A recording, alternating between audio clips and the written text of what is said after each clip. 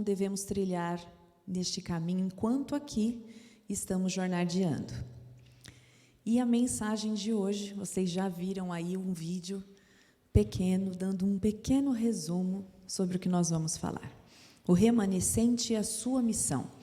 Faz parte, sim, das 28 crenças da Igreja Adventista do Sétimo Dia, doutrinas na qual é baseado toda uma reforma protestante que não começou nestes dias, começou já há muito tempo, e que nós vamos estudar um pouquinho, então. Essa mensagem está baseada, essa crença é baseada nos capítulos 12, 13 e 14 do livro de Apocalipse. Você que está nos assistindo, neste momento é com muito carinho que eu digo, pegue a sua Bíblia, quem está aqui presente também, nós vamos acompanhar alguns versos, quem sabe responder algumas perguntas, mas se você tem alguma questão que ainda não foi respondida, alguma dúvida, quando você abre a palavra de Deus, eu convido você a se ajoelhar, a pedir a orientação do Santo Espírito de Deus e entre em contato com seus amigos da Igreja Adventista, que teremos um grande prazer em estudar a Bíblia com você e tirar a dúvida, ok? Então vamos lá. A Igreja Universal, ela se compõe de todos os que verdadeiramente creem em Cristo. Se você crê em Cristo, você faz parte da Igreja Universal de Deus. Mas, nos últimos dias, um tempo de ampla apostasia, um remanescente tem sido chamado, a fim de guardar os mandamentos de Deus e ter a fé em Jesus.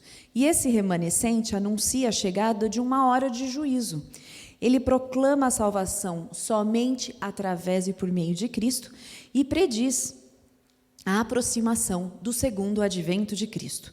Essa proclamação ela é simbolizada pelos 3 anjos do Apocalipse 14, coincide com um arrependimento e uma reforma na terra entre aqueles que se dizem ser filhos de Deus. Todo crente, ele é convidado a ter uma parte pessoal nesse testemunho mundial. Você quer fazer parte dessa igreja universal que proclama a fé em Cristo Jesus, que anuncia que muito em breve ele virá novamente? Oxalá todos nós tenhamos esse desejo, essa missão e essa convicção todos os dias em nossa vida. Vocês já devem saber que a rebelião e a luta e o conflito entre o bem e o mal não começou ontem, já começou há muito tempo atrás. E que o grande desafio do inimigo de Deus é fazer com que eu e você desista da fé em Cristo Jesus. E ele vai trabalhar principalmente nos últimos dias de vida que resta deste mundo para fazer com que você duvide, perca a fé, não tenha mais ânimo em seguir as palavras de Deus. E um grande alerta, então, soa para cada um de nós. De que lado você está? Como tem sido a sua forma de adoração pessoal? Ela tem glorificado a Deus?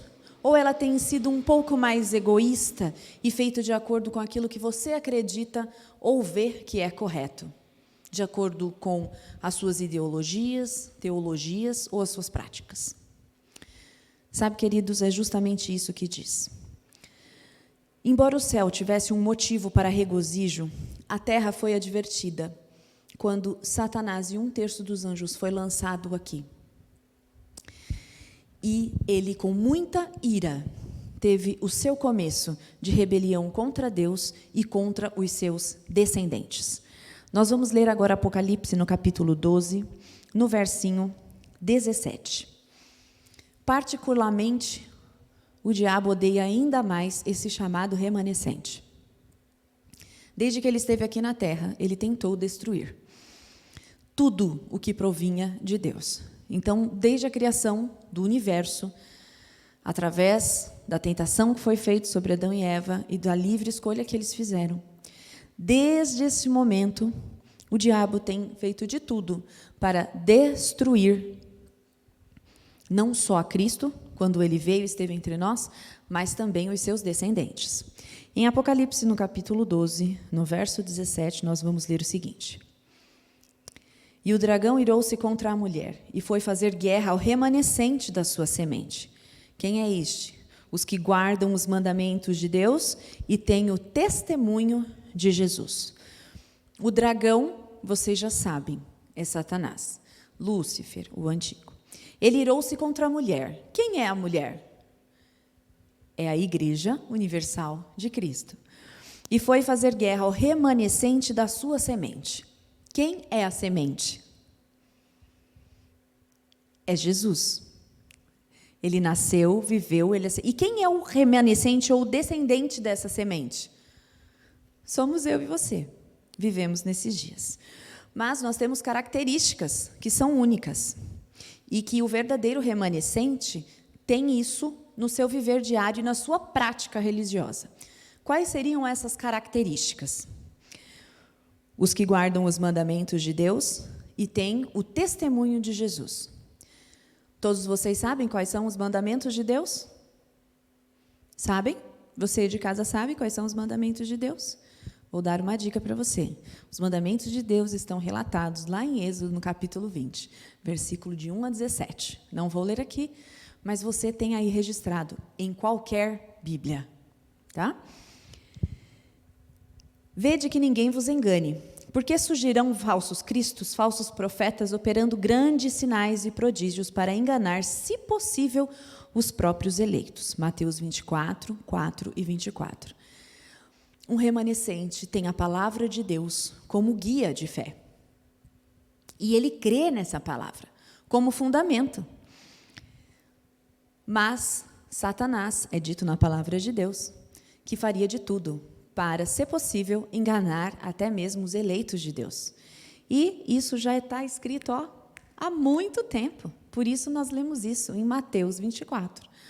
Paulo, Jesus já tinha advertido o povo de que nos últimos dias o remanescente, o diabo ia fazer de tudo para confundi-lo e para desanimá-lo em sua fé. Lá em Atos, no capítulo 20, versículo 29 e 30, Paulo também advertiu: depois da minha partida, entre vós penetrarão lobos vorazes, que não pouparão rebanho, e que dentre vós mesmos se levantarão homens, falando coisas pervertidas, para arrastar os discípulos atrás deles. Esses lobos conduziriam a igreja à apostasia.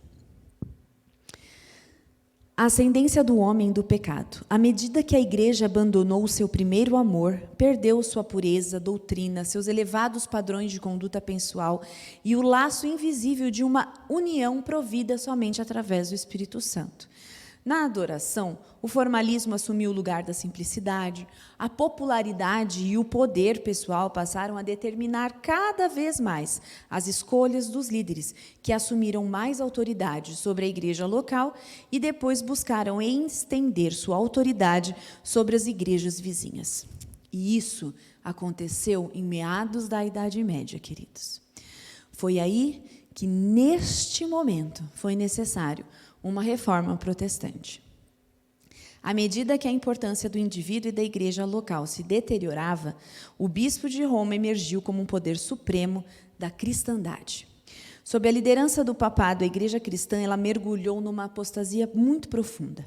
Padrões de conduta foram rebaixados, fizeram com que os não convertidos se sentissem confortáveis na igreja. Eles não precisavam fazer nada, porque o bispo dava um jeito em tudo. Multidões que conheciam pouquíssimo do verdadeiro cristianismo se uniam à igreja apenas nominalmente, trazendo consigo doutrinas pagãs, imagens, formas de adoração, celebrações, festas e simbolismo. Com o declínio da espiritualidade, a Igreja de Roma desenvolveu um perfil mais secular, estreitando laços com o governo imperial. Quando a Igreja se uniu ao Estado, houve uma grande apostasia, no sentido de ter deixado a Bíblia de lado como princípio de padrão moral, civil e espiritual. E o que passou a ser mais relevante eram os desejos e os propósitos do ser humano. Quando isso acontece, é quando entra a apostasia dentro da igreja. E foi assim que a igreja, com assistência do Estado, tentou impor decretos e ensinamentos a todos os cristãos. Muitos abdicaram as suas crenças por temor a serem perseguidos, enquanto aqueles que se mantiveram fiéis aos ensinamentos bíblicos sofreram severa perseguição. Se você for procurar na história do mundo, você vai ver que houve perseguição aos judeus, houve perseguição aos ditos cristãos. A história nos conta isso. O mundo cristão se tornou um campo de batalha. Muitos foram aprisionados, executados em nome de Deus. Durante 1.260 anos de perseguição, milhões de crentes fiéis experimentaram grande sofrimento, enquanto muitos outros pagaram com a própria vida a sua lealdade a Cristo. Era necessária uma reforma. Uma reforma que continuasse crendo no primeiro amor que Cristo pregava, que Cristo deixou como exemplo quando ele viveu aqui. Esses 1.260 anos proféticos que lemos no livro de Daniel e também no livro de Apocalipse, eles terminam mais ou menos depois de 538 depois de Cristo. E houve algo tremendo. O que aconteceu nessa época? Os exércitos de Napoleão na Itália colocaram o Papa à mercê do governo revolucionário francês, que via na religião romana um inimigo inconciliável com a República. O governo francês ele ordenou que Napoleão tomasse o Papa como prisioneiro e, sob as suas ordens, o general Berthier entrou em Roma, proclamou o fim do governo civil do papado, levando o Papa como prisioneiro e conduziu até a França, onde ele morreu em exílio. Neste momento, onde doutrinas não escriturísticas que eram baseadas em tradição, implacável perseguição de dissidentes, corrupção, declínio moral, muitos membros do clero representados alguns dos principais fatores que levaram pessoas a proclamar uma reforma. Questões que eram doutrinárias bíblicas, elas foram invertidas. E nós vamos ver alguns exemplos dessas doutrinas, que não foram baseadas na palavra de Deus, mas que sim foram baseadas em governos humanos. O primeiro exemplo de uma doutrina era dizendo que a cabeça da igreja da terra era o vigário de Cristo. Sabem o que isso significa? Que essa doutrina afirmava que somente o bispo de Roma era o vigário, representava Cristo na terra. Ele era o cabeça. Deixou-se de ser Cristo, nosso único intercessor. O sangue de Cristo na cruz passou a deixar de ser o único que era possível pela remissão dos nossos pecados. Essa doutrina se baseou na suposição de que Cristo tornou Pedro a cabeça visível da igreja e que o Papa era o sucessor de Pedro. Então, ele tinha o direito de dizer o que era certo, o que era errado. E somente ele teria o poder sobre todos os povos, a igreja como poder sobre as pessoas. Uma doutrina que é baseada em princípios humanos e não na palavra de Deus. Nós aprendemos através da palavra de Deus que Cristo é o nosso intercessor, que somente o sangue dele é através dele em que temos remissão de pecados. A segunda doutrina foi a infalibilidade da igreja da sua cabeça. Essa doutrina aplica-se de que a igreja, então, ela é infalível, que as pessoas que a lideram são divinas e perfeitas e que elas não erram. Queridos, todos nós somos humanos, passivos de erros. Uma vez que Deus pretende, por meio da sua divina igreja, conduzir pessoas para o céu, ela deve ser infalível, a ensinar a fé e a moral. Cristo, portanto, irá preservá-la do erro e pelo poder do Espírito Santo. Sim, mas ainda estamos condicionados e somos, sim, tentados todos os dias. O colário lógico que nega essa corrupção básica dos seres humanos é que o líder da igreja também deve ser infalível. E, queridos, todos nós somos pecadores. Somos meros instrumentos de Cristo. Então, essa doutrina também cai por terra.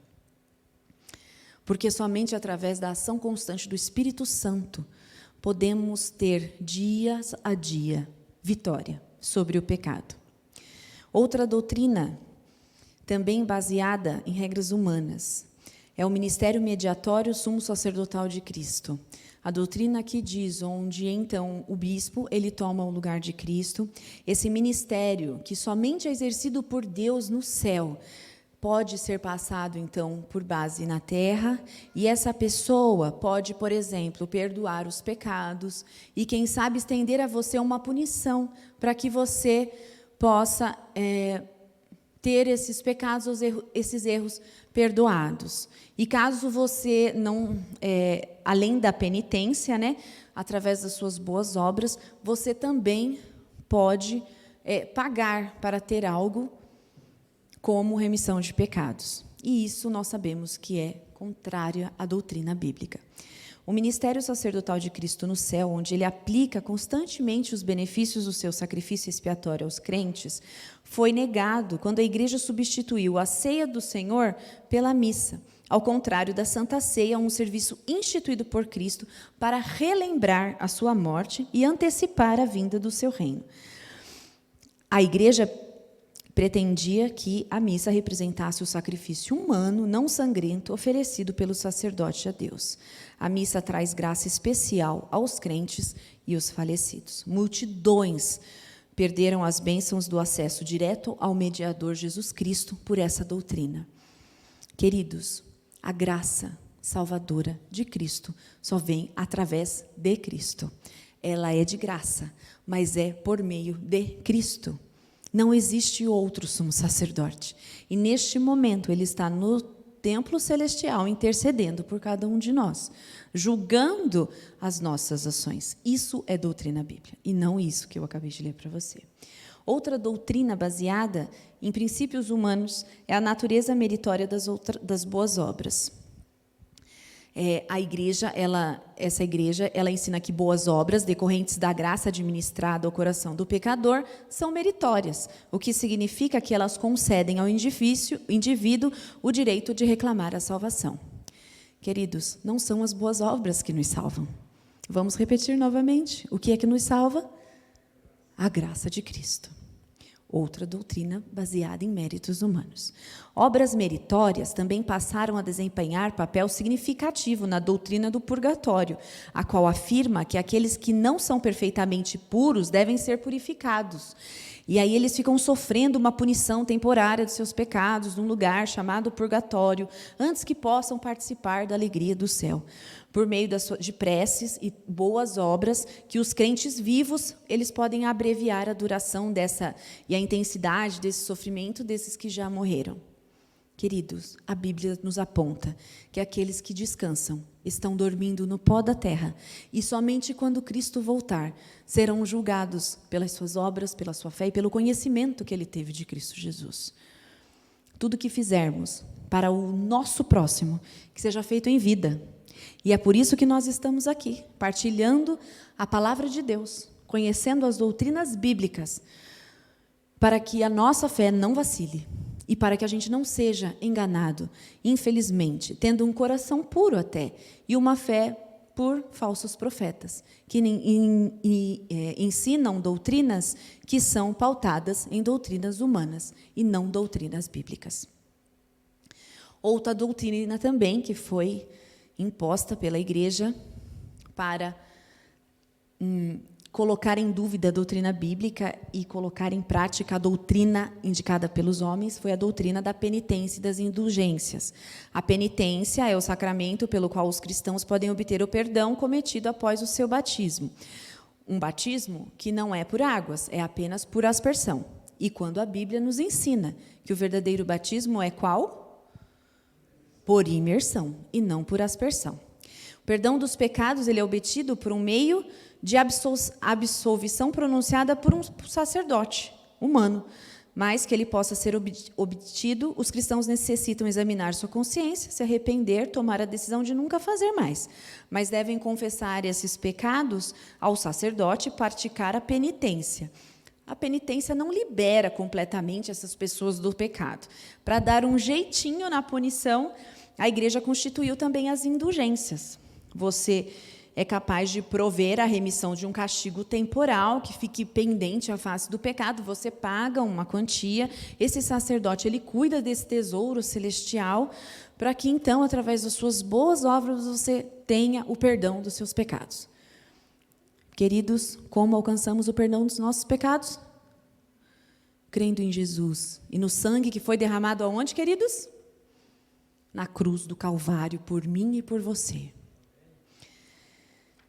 Outra doutrina, a autoridade final repousa somente a igreja. A igreja, nessa doutrina, fica clara que a igreja, não a Bíblia, tornou-se a fonte final de autoridade. Se você crê em Cristo Jesus, se você crê no sacrifício feito na cruz do Calvário, quem é que tem autoridade sobre a tua vida? Quem tem, queridos? Cristo Jesus, exatamente.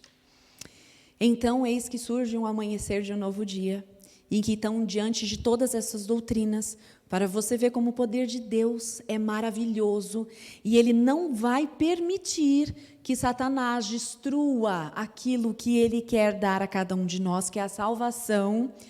Então surgem pessoas movidas pelo Espírito de Deus, que buscam uma reforma, mas não uma reforma pautada em doutrinas humanas, mas em doutrinas bíblicas. E é então quando surge a reforma protestante. E dentro da história, nós vamos estudar que a reforma protestante tem nomes muito conhecidos. Muitos devem conhecer. Martinho Lutero. Se lembram de Martinho Lutero? Sim. Tem também João Wycliffe, que foram pessoas que não desistiram e elas continuaram estudando a palavra de Deus. E sabe, queridos, quem é que nos motiva a estudar a palavra de Deus e descobrir a vontade de Deus para a nossa vida? Somente o Espírito de Deus. E Ele não dorme. Ele também trabalha continuamente para que você e eu possamos ter esclarecido diante de nós qual é o propósito e o plano de Deus para a vida de nós, de cada um. Em um tempo em que existiam poucas cópias da Bíblia, ele providenciou a primeira tradução da Bíblia completa para o idioma inglês. Esse foi o Wycliffe.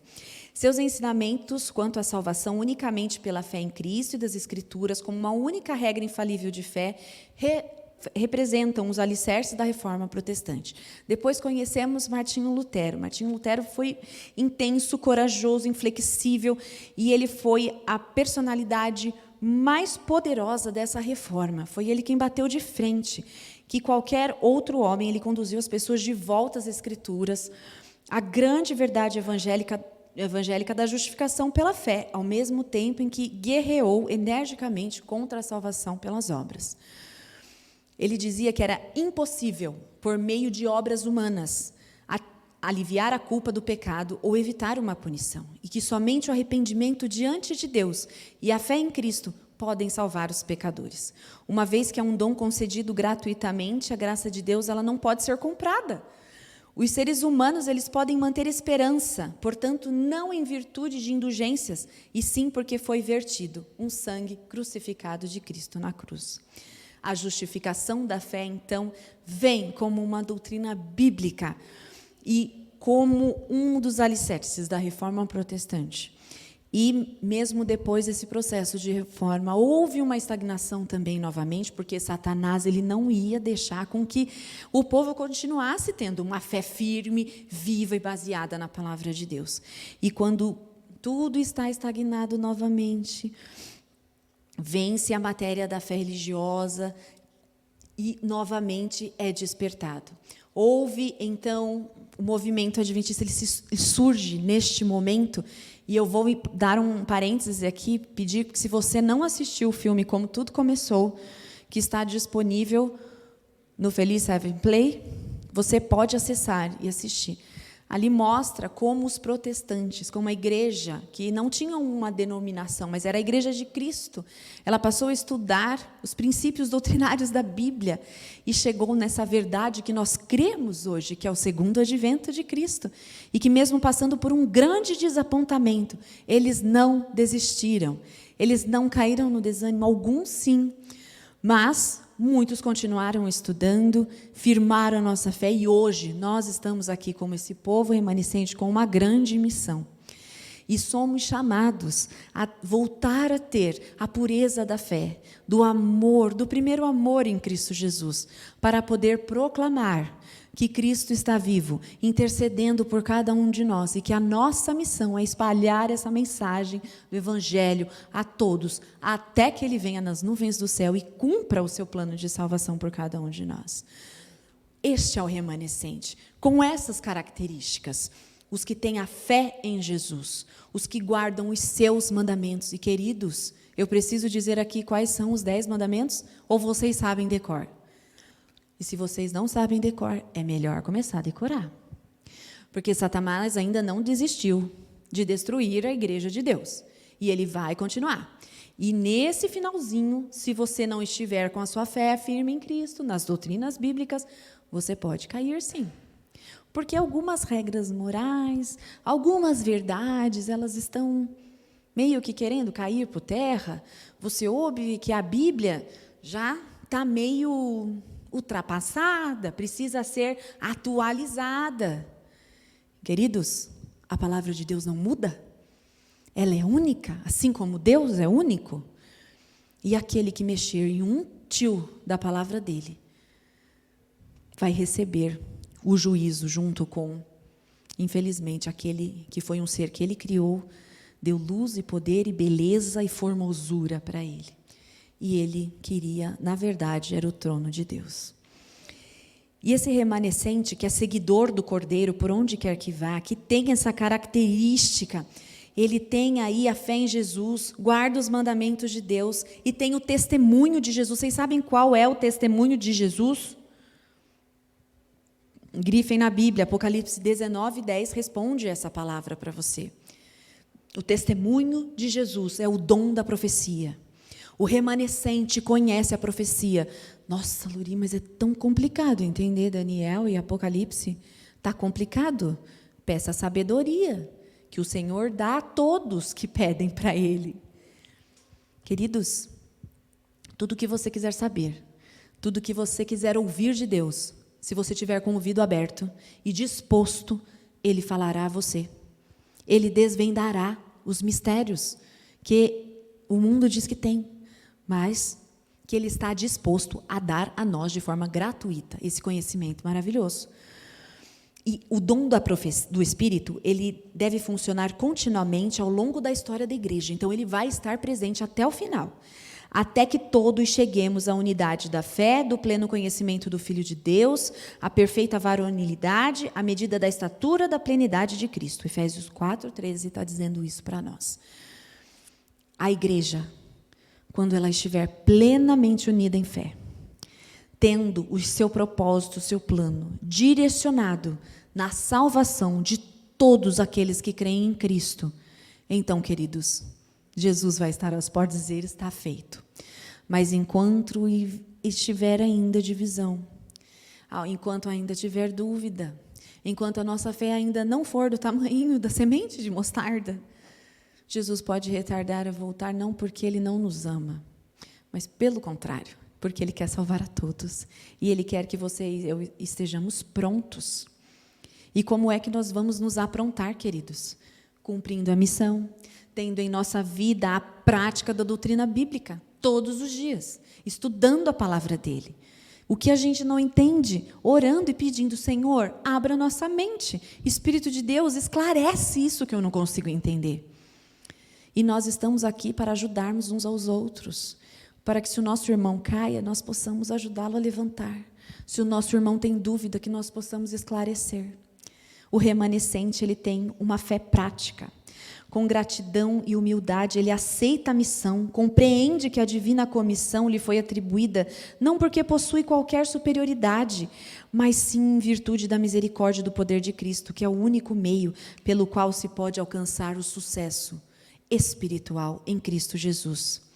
Queridos, e qual é essa mensagem? É a mensagem que está lá em Apocalipse 14, a primeira, a segunda e a terceira mensagem angélica. Leia com atenção em casa. Eu não vou aqui, eu vou apenas resumi-la. Qual é a primeira mensagem? Vou ler aqui para você. Apocalipse 14, versinhos 6 e 7. Apocalipse 14, versos 6 e 7. Vi outro anjo voando pelo meio do céu, tendo o evangelho eterno para pregar os que se assentam sobre a terra, a cada nação, tribo, língua, povo, dizendo em grande voz, temei a Deus e dai-lhe glória, por quê? Porque é chegada a hora do seu juízo, e adorai aquele que fez o céu, a terra, o mar e as fontes das águas. Querido, o primeiro anjo simboliza o remanescente de Deus conduzindo o evangelho para todo mundo. E, queridos, vamos ter discernimento, não é apenas um evangelho tranquilo, um evangelho de amor e de graça. Você prestar atenção nesse verso, nós temos que dizer sim, Jesus te ama do jeitinho que você é, sim, mas a hora do juízo dele está vindo e você tem que adorar ele de forma plena, não do jeito que você quer, mas do jeito que ele pede que você o adore. Adore Ele como o Criador dos céus. E quando você vê Deus como seu Criador, Ele tem poder sobre você. Ele tem poder sobre o seu corpo, sobre as suas escolhas, sobre a sua vida. E você precisa ter essa noção. Não é você quem rege os seus passos. Se você crê, se você teme esse Deus maravilhoso, você confia a sua vida, os seus planos, o seu jeito de ser, essa pessoa que você é, aos cuidados de Deus. E é Ele quem vai fazer com que você possa ser um ser reluzente, de luz para as pessoas que estão ao seu redor. Essa mensagem chama não somente a mim, mas ao mundo ao arrependimento dos pecados. E esse movimento, ele apresenta o apelo do Novo Testamento, que diz em 1 Coríntios 6,19, que o vosso corpo é o templo do Espírito Santo. Glorificai a Deus através do seu corpo. Então, queridos, o julgamento que Deus fará será a toda apostasia. O chamado de Deus para uma adoração deve ser posto em contraste com o chamado para a adoração da besta e da imagem. Queridos, quando a Bíblia fala de besta e da sua imagem, quem é essa besta? A besta nada mais é do que está relacionada àquela igreja que faz com que o povo de Deus não siga as doutrinas bíblicas, mas sim as doutrinas que são baseadas em princípios humanos. A sua imagem é tudo aquilo que reflete ela. Então, quando nos ordenar que adoremos aquele que fez o céu, a terra e o mar, chama, sim, a nossa atenção para um dos pontos mais importantes do decálogo. Não é que não roubar não seja menos importante, nem não adulterar, não furtar, não cobiçar. É que o quarto mandamento faz diferença entre aquele que adora Deus e aquele que adora a besta e a sua imagem.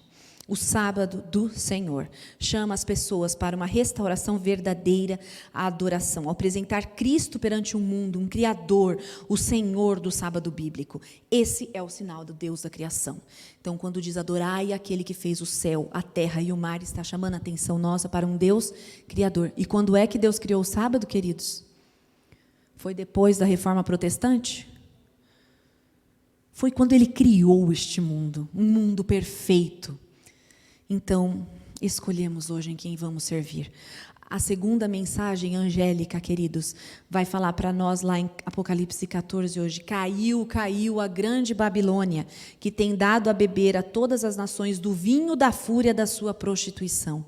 Quando fala em prostituição na Bíblia, vem referência também à mulher. Mulher é igreja, prostituição é a mulher, a igreja que se apostatou de Deus. É a igreja que não seguiu mais os planos de Deus, não seguiu mais as regras de Deus, os mandamentos de Deus. Então, ela vai beber do vinho da fúria, né? A beber a todas as ações. E o pior, ela não se contenta só em estar errado, ela contamina todos. Ela dá de beber às nações, é isso. Ela oferece essa mensagem errada e as pessoas tomam, né, se fartam disso, achando que isso é o correto. Queridos, ao longo de toda a Bíblia, essa batalha entre a cidade de Deus, que é Jerusalém, e a cidade de Satanás, que é a Babilônia, ilustra o conflito do bem e do mal. Satanás, o que ele queria que Deus, o que ele queria? Ele queria subir aonde estava Deus e ser como Deus. Ele queria que o mundo inteiro o adorasse como o mundo adora e ama a Deus. E quando o assunto é adoração, queridos, nós precisamos fazer uma análise pessoal sobre quem reina em nossos corações, a quem nós estamos prestando adoração. Entendem? Quem é que rege o primeiro lugar das nossas vidas? O vinho da Babilônia representa os ensinos heréticos. A Babilônia pressiona os poderes do Estado para que obrigue a imposição universal dos seus falsos ensinos religiosos e decretos, e simbolismos, e datas e tudo mais. Babilônia caiu porque se recusou a atender à mensagem do primeiro anjo, onde fala que o evangelho da justificação pela fé é para o Criador, é através do Criador. E essa profecia de queda da Babilônia encontra de modo especial o seu cumprimento no afastamento geral do protestantismo, daquela pureza, da simplicidade. Houve uma divisão do povo que realmente segue as doutrinas de Deus e do povo que segue doutrinas humanas. A mensagem da queda da Babilônia ela é repetida logo mais no capítulo 18 de Apocalipse, anuncia uma completa derrocada. E, queridos, estejamos conhecidos, porque ou estamos ao lado do povo de Deus ou estamos do lado do povo do inimigo de Deus? A terceira mensagem angélica: se alguém adora a besta, é sua imagem, recebe a sua marca na fronte, sobre a sua mão, esse também beberá do vinho da cólera de Deus, preparado sem mistura, do cálice da sua ira, e será atormentado com fogo e enxofre diante dos santos anjos e na presença do Cordeiro. A fumaça do seu tormento sobe pelos séculos dos séculos, e não tem descanso algum, nem de dia nem de noite. Esses adoradores da besta e da sua imagem, quem quer que receba a marca do seu nome. Aqui está a perseverança dos santos, os que guardam os mandamentos de Deus e têm a fé em Jesus. Nos últimos dias, querido, você e eu teremos uma grande escolha a fazer. E essa escolha vai determinar um conjunto de ações e de escolhas ao longo da vida, que nós vamos fazendo dia a dia, desde pequenas escolhas até as escolhas mais complexas. A imagem da besta, ela representa aquela forma de religião apóstata, que se desenvolve quando as igrejas, tendo perdido o verdadeiro espírito da reforma, se unem com o Estado a fim de impor ensinamentos às pessoas.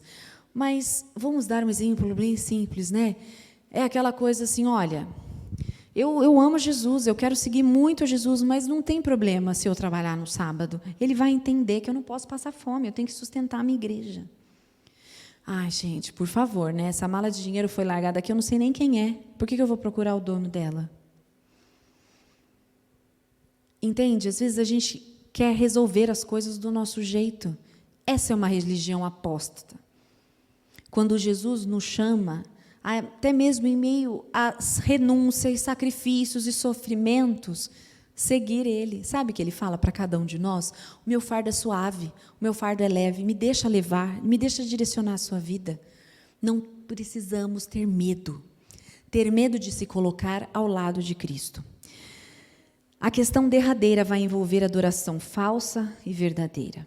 Quando essa questão for claramente colocada diante do mundo, aqueles que rejeitam o memorial divino da criação, que é o sábado bíblico, escolhendo adorar e honrar o domingo, mesmo depois de ter pleno e cabal conhecimento de que este não é o dia apontado por Deus para adoração, receberão a marca da besta. Essa é a marca da rebelião. A besta afirma que o fato de ela haver alterado o dia da adoração é uma prova da sua autoridade em modificar a lei de Deus. Novamente, alguém tem o poder ou a autoridade para mudar a lei de Deus? Então, se mantenha firme na lei de Deus, nos princípios bíblicos. Os adoradores do Criador escaparão da ira mortal do dragão e estarão em pé, defronte ao Cordeiro, no Monte Sião. Mas os adoradores da besta e da sua imagem, e seu turno, recebem a plenitude da ira de Deus e morrem na presença dos santos anjos e do Cordeiro. Deus tem seus filhos em todas as igrejas, mas é por meio da igreja remanescente que Ele proclama a mensagem que deverá restaurar a verdadeira adoração, mediante a um chamado do seu povo para fora dos círculos da apostasia e a preparação dos mesmos para o retorno de Cristo, reconhecendo que muitos dentre o povo de Deus ainda deverão se unir ao povo remanescente. Este tem clara percepção das suas imperfeições, fraquezas, quando tentam executar a sua solene missão. Percebem que é somente através, por meio da graça de Deus, que lhe será possível cumprir sua monumental tarefa.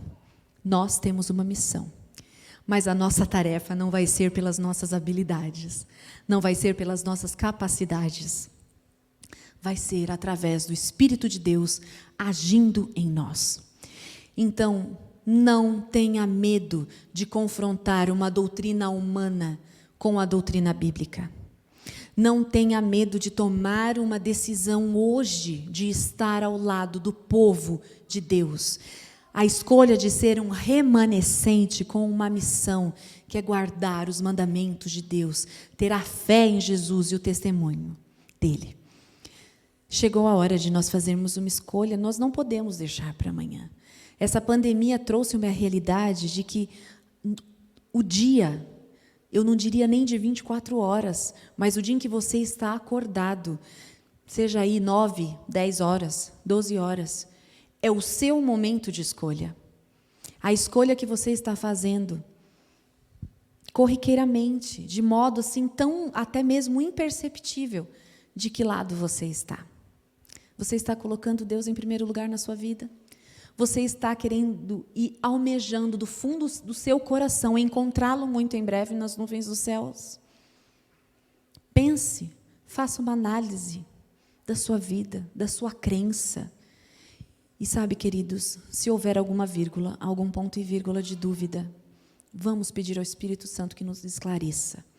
Porque não é a Lori que está falando. Não é a igreja adventista que, quem sabe, está apresentando tudo isso a você, que não é adventista, quem sabe, está nos assistindo neste momento. Mas é a palavra de Deus que nos chama para um avivamento, para uma reforma espiritual, para decidir realmente de que lado nós queremos estar, porque Deus vai respeitar a nossa escolha em todo momento. Oxalá possamos escolher todos os dias estar ao lado do povo remanescente de Deus e cumprir essa missão, porque não é somente hoje em dia não dá mais nem para esquentar banco de igreja, queridos. Não é ficando em casa, quem sabe não falando e deixando o dia e a vida seguir conforme ela está, mas é fazendo a diferença, seja no nosso lar, na nossa igreja, no nosso ambiente de trabalho, no nosso ambiente de estudo, que nós vamos cumprir a nossa missão. Chegou a hora, sim, e é esse louvor que nós vamos fazer neste momento. Louvar a Deus que nós estamos prontos. Nós fizemos a nossa escolha de servir a Jesus todos os dias da nossa vida, e que quando Jesus voltar, possamos estar lá, prontos, do lado de Cristo, dizendo: este é o nosso Deus a quem nós aguardávamos. Que Deus possa te abençoar.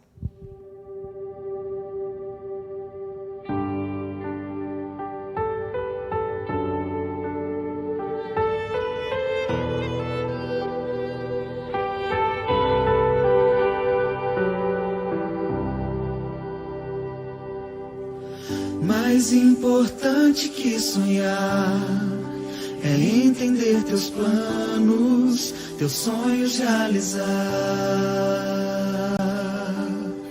Hoje em espírito e verdade nós te seguiremos sem olhar para trás. Então chegou a hora de unirmos a voz e o coração pulsar ardente em teu amor. Nos rendemos, nos rendemos. Chegou a hora de levantarmos a voz. Chegou a hora de erguermos nosso louvor, meu Senhor. Em ti a vitória, sem temor, a ti damos glória. Chegou a hora.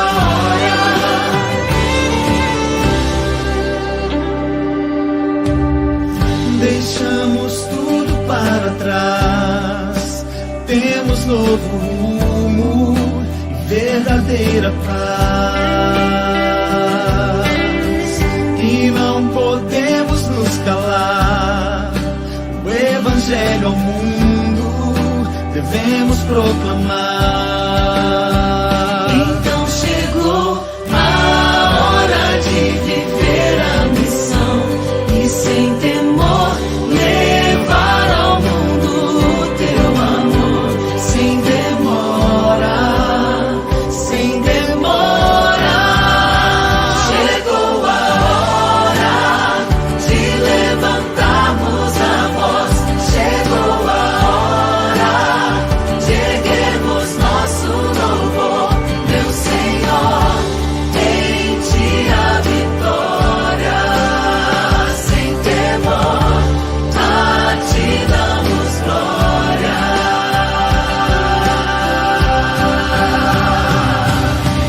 Glória, glória, aleluia. Nosso Rei em breve virá, Ele em breve virá. Glória, glória, aleluia. Vem e reina neste lugar, reina neste lugar. Glória, glória, aleluia. Nosso Rei em breve virá, Ele em breve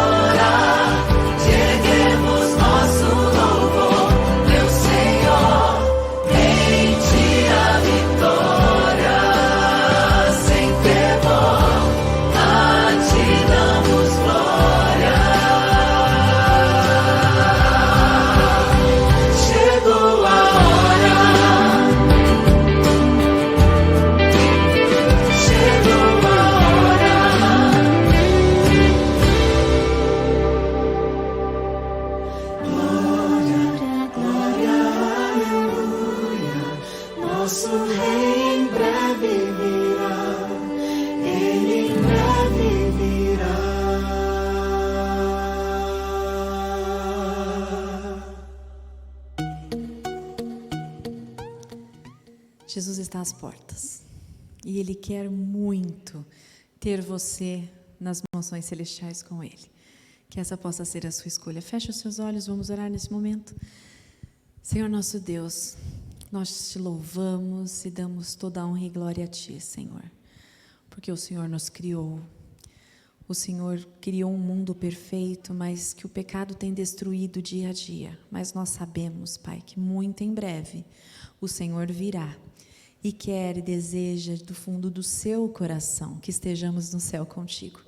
E nós queremos colocar a nossa vida em Tuas mãos, Senhor. Faça de nós o seu instrumento para completar a sua missão, Senhor, e salvar a todos que o Senhor quer que esteja em pé naquele grande dia, quando levantaremos os nossos olhos para receber o galardão que virá de Ti. Perdoe as nossas falhas, que o Seu Santo Espírito esteja constantemente conosco, que Ele não se afaste de nós e que nós não nos afastemos dEle, mas que possamos, Senhor, sob a influência dEle, a cada dia, vivenciar uma fé mais prática, mais viva e confiar em Cristo e viver de acordo com os Seus mandamentos e estarmos prontos, Senhor.